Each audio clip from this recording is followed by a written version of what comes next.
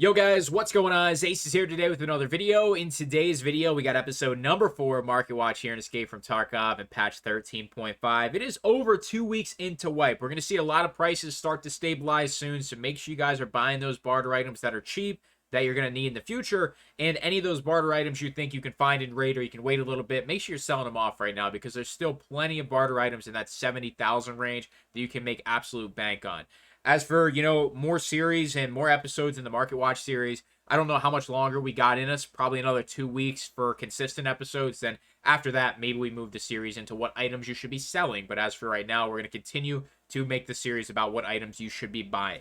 So let's hop right into it. Make sure you're leaving a like, and of course, make sure you're subscribing to the channel. We're going to be checking out fuel today. Number one tip already, 100% on your condition.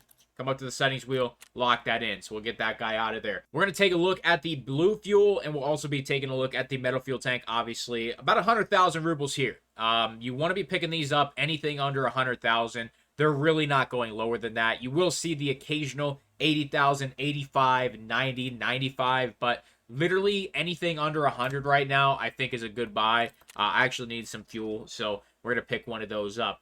These will level out around 160, 150,000 rubles, probably in about 2 weeks. That's when you're really going to see the metal fuel tanks kind of average out. And the reason for that is it's slightly under Jaeger's trader price. That's where it always levels out, and sometimes it actually does level out about 170,000 rubles. You can see it right here.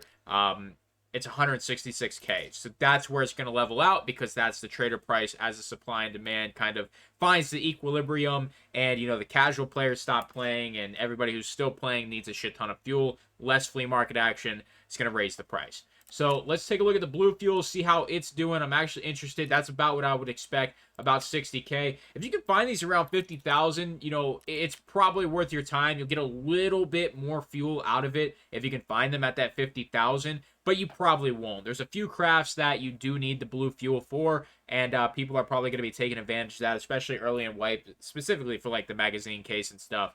But as for if you can find them at 60 and 50k, it might start to get into that range where it might be worth picking these up. But you can find these in raid pretty frequently, at least in my opinion, especially on a few places on customs. You can even find some in factory and, of course, on interchange. So honestly, blue fuel, it's going to keep going up in price. It won't get that crazy. It'll probably come around that 85, 90, maybe 100,000. I kind of doubt it, though. But that 80,000 mark is probably where I see this one kind of leveling out in the long run. But, I think 70k is actually kind of high for this right now. But as stated, there's a lot of crafts you need for the blue fuel that are important in early wipe. So that kind of explains that. But guys, that is episode number 4 of Market Watch. If you're enjoying the series, make sure you're leaving a like. Make sure you subscribe to the channel. Appreciate you guys. I'll see you in the next one. I'm out.